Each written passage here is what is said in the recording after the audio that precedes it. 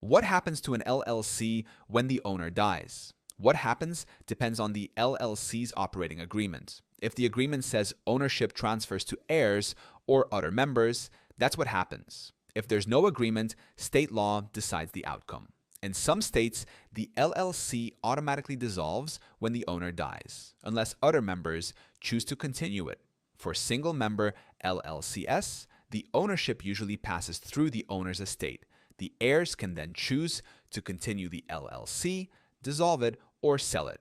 For multi-member LLCs, the operating agreement often includes rules about how ownership shares are handled when a member dies. This is why having a written operating agreement is critical. It avoids confusion and makes sure the LLC continues smoothly without legal battles or sudden shutdowns. Zen Business can form your LLC and provide operating agreement templates that include succession planning so your business is protected long term.